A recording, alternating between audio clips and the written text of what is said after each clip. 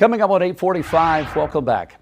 It's a condition that impacts over 1.5 billion people around the world. We're talking about hearing loss. Today is World Hearing Day, a day designated to spread awareness of a disability that often gets overlooked by the general population. Joining me this morning, Dr. Gautam Gosu, an audiologist here in Charlotte at the Charlotte's Hearing and Balance Solutions. Dr. Gosu, nice to have you. Welcome in this morning. Thank you. So this is important on World Hearing Day, and I feel like this is part of the human body we don't give near enough attention to, especially as men. We don't really do a good job, really, of taking care of our bodies as we should. Why do we sort of let hearing loss go until we have a problem? It's a slow deterioration. It doesn't happen overnight. It deteriorates over a period of time.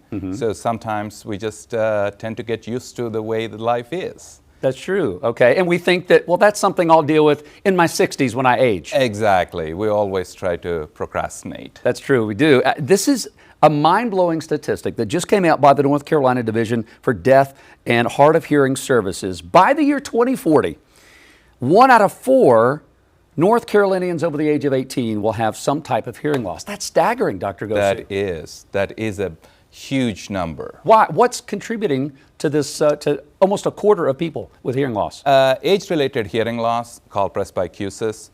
There's going to be an increase in the population, so the aging population, so we do see that increase. Noise-induced exposure to loud noises, music, health-related issues, diabetes, all these things contribute to it. How do we know? I mean, unless someone points it out to you that you're having to say, can you repeat that to me?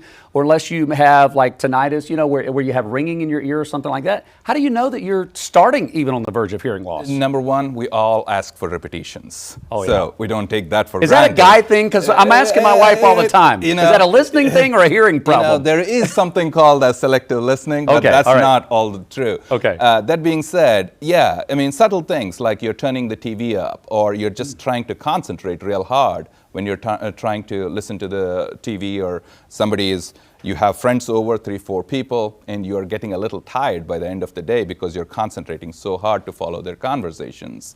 You're trying to look at their what they're saying, lip movements and stuff like that. Okay. Subtle things, and usually family is the best source. If your family is telling you you're struggling, at least get the test done. Right. Well, and I find that some people, the older I get, I find in a crowded situation when there's a lot of ambient noise, it might be hard for me to select certain conversations. I just hear everything at once. Correct. That is true. But there is a difference between having a problem with the background noise versus struggling with the background noise. So the best way to do is actually have a hearing test done. That's, we get our dental, vision, physical. When was the last time we had a hearing test done?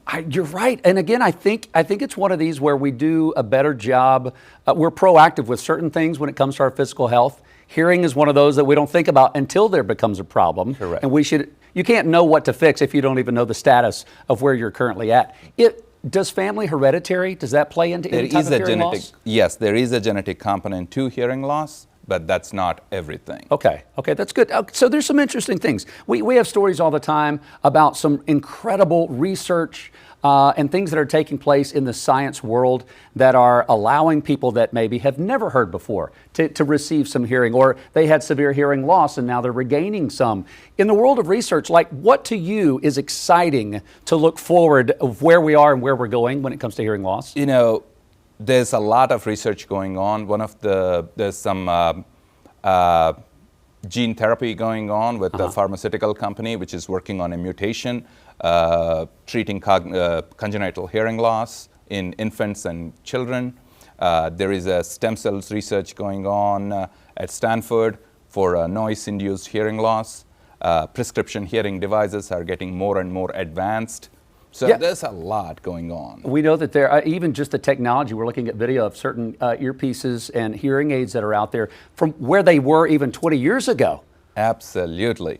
I can't even tell you where I started and what we work with today. I've been practicing for about 20 odd years. So it's just fascinating, the technology, what we see today. What are ways, other than go in and to get at least a test to know where you are on the spectrum of hearing, what are some things we can do to improve our hearing health? especially on this World Health Day? Absolutely. Protecting your ears is the biggest thing. Okay, if you are going to be in at concerts or you have a loud job or something like that, use some earplugs. Okay. Preferably custom earplugs. Okay, but the kind you just roll up and squish in there, is that better than nothing at all? Absolutely better, Okay. but take an extra minute when you're putting it in. Just Okay. don't rush through it. Okay, because you may not be doing any good. Exactly. Just make sure like you're rolling it up and right, putting it in, Okay. holding it there in place for a few seconds until it gets into shape. So Okay. those are the things that would be helpful. Keep up with your health. Overall health is important. Keeping your blood pressure maintained, your diabetes maintained, everything. It's all connected. Everything is connected in the human body. Not too long ago at the end of the year, and I know you wanted to be specific about this, but the Apple AirPods, so many people use those inner ear type of headphones. Can those be dangerous? Because we're also hearing that Apple has made updates to make it easier for people that are struggling with hearing loss. I wouldn't call them dangerous, but one has to be careful. Okay. Okay. So you asked me what do we do with the hearing a minute ago. The best Apple has a basic hearing test. Okay. That could be done at home. You can test your hearing at home, and then. But I wouldn't go through the treatment based off that. But at least get a baseline. Yeah, done you could and then see an audiologist, see what's Okay. going on. And to answer your question on AirPods, they are helpful, but 60-60 rule. 60 volume shouldn't go over 60%, no more than 60 minutes of a continuous use at a go. Oh, wow, that's interesting. You've got to give your hearing a break as well. Absolutely. Yeah, it's fascinating. My watch will occasionally, an Apple Watch, other smart watches will sometimes give me a warning. It'll say like the dB, the decibels are too loud. You may want to be careful where you are. So it's amazing how smart technology is at least helping along the way. It's not a cure for replacing a doctor, but at least it kind of reminds you on this World Hearing Day. Dr. Gosu, thank you for what you're doing. Thank you. Appreciate us thinking about our hearing on World Health Day.